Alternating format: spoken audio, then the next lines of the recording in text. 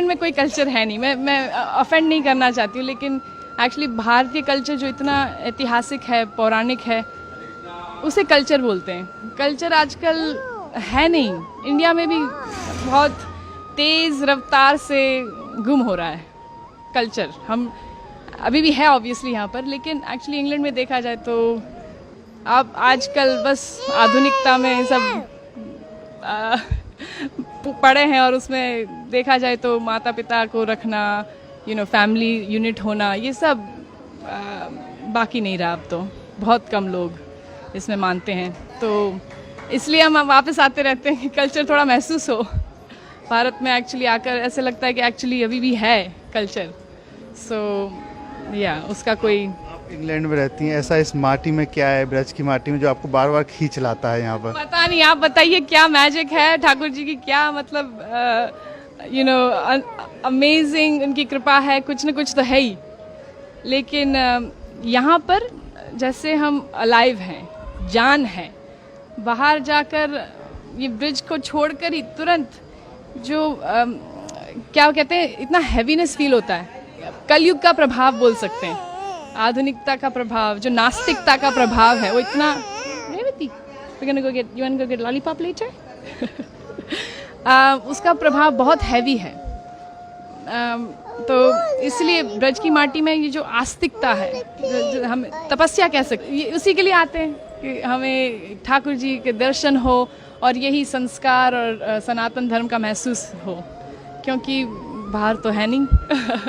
हम लेके जाते हैं जितना हो सके उतना, और ट्राई कर रहे हैं कि जारी रखें हमारे परिवार में और बांटें। वहाँ पर भी हम थोड़ा प्रचार करने में कोशिश करते हैं कि दूसरे को इंकरेज करें कि इसे ना ठुकराएं। हमारा जो एंशिएंट कल्चर है, ये वैदिक कल्चर, उसका देयर इज नो कंपैरिजन, उसके लिए कोई क्या कहते हैं सब्स्टिट्यूट नहीं है।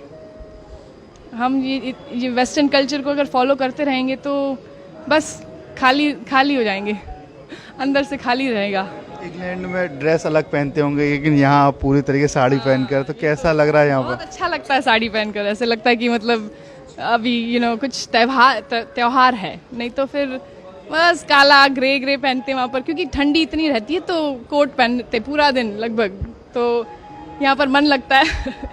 लेकिन वहाँ पर भी हम साड़ी पहनते हैं, और हमारा वैदिक कपड़े पहनते हैं, एक्चुअली साड़ी पहनते रहते हैं, और या स्कर्ट या ऐसे कुछ, जितना हो सके उतना। माथे पे आपने जो चंदन लगा रखा है, वहाँ भी लगाती हैं? ज़्यादातर लगाते रहते हैं, क्योंकि देखा जाए तो देखो, मुसलमान कभी ऐसे सोचता नहीं है कि मैं क्यों बुर्खा पहनूं, मैं क्यों ये टोपी पहनूं।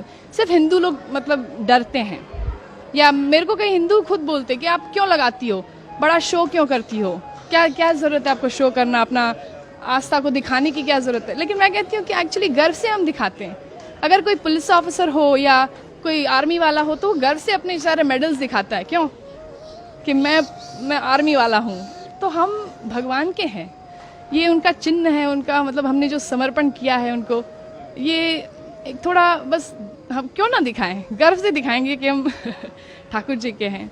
उससे मतलब प्रोटेक्शन मिलता है ऑनेस्टली, मतलब ऐसे सिर्फ दिखावे के लिए नहीं है कि लगाया हुआ है, कि भगवान हमारे साथ है, वो तो है ही हमेशा। लेकिन थोड़ा जैसे हम सिंदूर लगाते हैं अपने पति के लिए, तो भगवान के लिए क्यों ना लगाए, और वो उससे इंटीमेसी लगती है भगवान के साथ, तो उस प्रोटेक्शन भी बहुत महसूस होता है कि नेगेटिवता मतलब जो नेगेटिव है वो एनर्जी थोड़ा दूर रहे। तो क्या करती हैं आप इंग्लैंड में, क्या काम करते हैं? मैं एक्चुअली पार्ट टाइम, मेरे चार बच्चे हैं, आज 2 है, 2 घर पे अभी, और तो पार्ट टाइम मैं संस्कृत पढ़ाती हूँ उन्हीं के स्कूल में।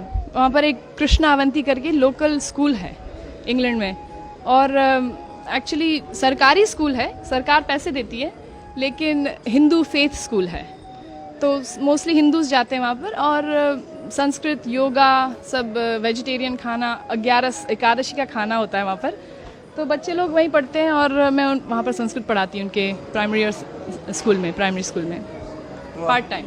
गीता भागवत भी आप पढ़ती होंगी? बिल्कुल बिल्कुल, जितना हो सके उतना। गीता पढ़ते हैं, Bhagavad Gita, Bhagavad Gita, you go to Bhagavad Gita classes every day?